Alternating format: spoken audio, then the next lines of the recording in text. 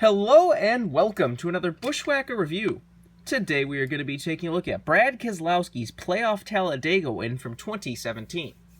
As always, let's take a quick look at the box right here. Got your generic race winner box. Got the picture of the finish line with the checkered flag. Got the winner sticker, Monster Energy NASCAR Cup Series, all that good stuff.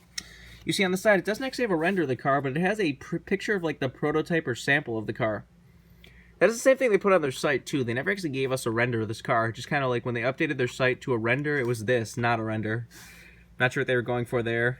From what I heard, it was like they just got lazy near the end of the year and stopped wanting to do renders for some of the late race versions so they could focus on doing renders for like 2018 cars, but whatever.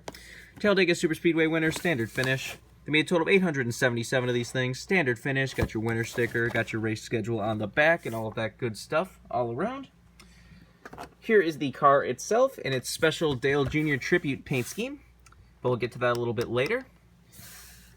Anyways, this of course does come with a few things. You've got your little bag of red and black confetti. You've got your raced winner sticker, which is actually a little bit disappointing just for the fact that it's a regular old winner sticker where the playoff ones actually look different, but we'll get to that on the car later.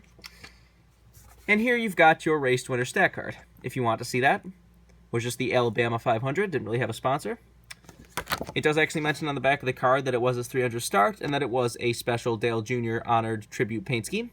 So that's kind of cool.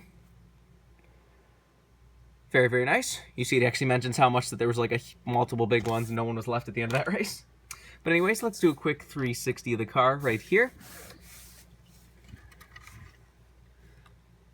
See if we can't get the color to focus a little better. A very, very nice paint scheme. I'm really glad he won in this car just for the fact that it was looking like Lionel wasn't going to offer it. It was one of those cars that he revealed that everyone like Lionel was like, we don't know. So then the fact he won in it was really good because I really wanted this car. This really doesn't have any major damage or anything, but it's just one of those cars that's really satisfyingly dirty. Like it's one of those cars, since it's a plain white car, you can just look at it from far away in a display case and tell how dirty it is, and that's really nice. But anyways, let's get down to sponsors. On the hood, you have Miller Lite. You got Shell Pennzoil, Ford Fusion number 2. See, the hood pin tape isn't even on the hood pins. That's really nice. It does have your playoff Monster Energy banner on the top, which if for some reason you don't know, this year instead of doing the full banner in one color, they actually did just the corners, which actually look kind of cool. It almost made it more easy to see than just a big banner, but I kind of liked how that came out. They also did, again, do the splitter in the Monster Green and the spoiler, you can see back there. But anyways, down the side, you got Miller Lite. You got hashtag Cheers to Dale Jr. You got Alliance Truck Parts and Snap-on. You got Auto Trader on the C post. In front of the wheel, you got Discount Tire and SKF. And on the B post, you have Ford Go Further, Fitzgerald, DXC Technology, PPG, Mazak, and Safety Clean. You can see I'm talking about the winner stickers. You can see that one on the far right is the playoff one. You can see it actually has a 12 on it, too. Would have been nice to get that, but whatever. Keselowski's name on the name rail is also a throwback to what the old car looked like, but we'll get to that later.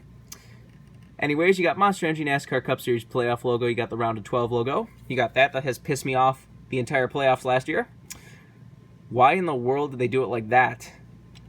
Is there some rule where like the Monster Energy logo has to be right under the Round of 12 logo or something? If that's the case, just slant all these over a couple inches and boom, they're still in line. It just looks weird that these are all like normal and then this one's just over offset like that. I do like the rims on this thing because they are just like pure black, no rim or no like yellow line or red line around the rim, just pure black, which looks kind of cool. See, the rims do have the 212 and 22 Penske thing on them, so that's cool to see. But anyways, on the back you have Miller Lite twice. You got Cheers to Dale Jr. number 2 and Ford. You got Worth on the deck lid. This is number 629. Got nothing on the roof, but it does have the little Ford logos around the roof camera, which aren't really centered very well. Good work, Lionel. Got the same stuff down the other side as usual. Take a look under the hood, which is a little stiff. See, it says powered by Ford and Miller Lite. There's the engine detail if you want to see that. Take a look under the deck lid, which is also kind of stiff. Got your typical fuel cell and such back there. The roof flaps do, of course, open, and there is the underside of the car, if you want to see that. See, the green is all the way around the bottom and even kind of slipping its way up into the wheel well. But now we get to the part that everyone really wants to see with race versions, and that is the damage. Like I said, there's no real big marks or shredded fenders or anything on this car, but it is just insanely dirty. I mean, you can just see it right there. Look at how much dirt and grime is on this car. The fact it's a pure white car really helps make that look amazing. I absolutely love how dirty this car is. Because it is insanely dirty. You can even see it's got the little, restrictor plate bumper grill thing with some tape on it and such. Very, very nice. You see down the left side, just more dirt and stuff. There's really, like I said, no real damage, but just tons and tons and tons of dirt. It looks incredible in person. You see, this is probably the bulk of the real sort of damage. It is pretty marked up around the left rear. I don't know if that was him getting side drafted or something, but kind of looks funny. Some of it's probably from the fuel overflow or whatever for fuel spilling, but there's definitely some marks there from something. You see the back bumper is pretty marked up too. I remember later in that race he was actually getting pushed by Dale Jr., which was really awesome to see. They are making Dale Jr.'s Mountain Dew name car from that race too. I think also in a race version, so you can kind of have these two race versions together, Dale Jr. and his protege. That might be fun. I don't know. You see down the right side, you got some more marks on the right rear quarter panel. And down the right side, just some more marks in general. Got the exhaust burn off. And you see it's kind of marked up around the right front too. Looks like maybe he side drafted somebody a little too closely. I don't know. It was a pretty exciting finish to the race. This car does have, confetti and stuff. You do see it does have the little, roof hatch cutout thing. Which they sometimes put on cars, sometimes don't. Never really understood that, but whatever. You can see all the little confetti. This is honestly exactly what I like from a not overly damaged race version. It's dirty enough you can see it, you can tell it's dirty, you can tell it's a race version. It's got just a very light sprinkling of confetti. It doesn't mess up the paint scheme at all, but you can just tell that it's there. Which, yes, if for some reason you don't know, this car was a throwback to this.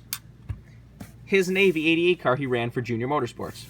What better way to tribute Dale Jr. than the car he drove for him? As you can see, they even changed the number font of the 2 car to match the 88 number font. Just a cool idea all around. I'm not sure whose idea this was, if this was Miller Lite's idea or if this was probably Keselowski's idea and he asked Miller Lite to do it, but definitely a cool car. Because I remember back when this just showed up at the Penske shop, everyone was kind of confused what it was supposed to be. Because everyone saw this car and they're like, huh, it's a plain white Miller Lite car. I wonder what that's for. You could tell it was the Talladega car. And then somebody got a picture of the number on the roof and it was like, huh, that number really looks familiar. And I eventually notice one of my Navy cars they had on display, and I was like, wait, it's the Navy, 88 car font. I was like, why would they do that? Is it some sort of Dale Jr. tribute car? And what do you know? It ended up being a Dale Jr. tribute car. I think this diecast will be a very popular one. I'm sure Dale Jr. fans want it, Keselowski fans want it, raced version fans probably want it. It does have that thing with the race versions where, you cannot get this paint scheme otherwise. If you want this paint scheme, you have to buy this race version. Which that does always make race wins a little bit more unique. He said it's a brand new release. You should be able to get it easily right now, but I have a feeling this is going to do what the Detroit Genuine Parts Daytona win for Keselowski did, where it just got insanely rare. You can't even get it anymore. Wouldn't be surprised if this one did the same thing. It is an awesome race win. I mean, like I said, if you're a person who really just likes damage and a lot of marks and stuff, this isn't really the one for you. But if you just like a nice everyday dirty raced version, this is perfect. I would highly recommend picking this up. It looks incredible. But I think that's pretty much all there's to say. This has been a review of Brad Keselowski's playoff Talladega win from 2017.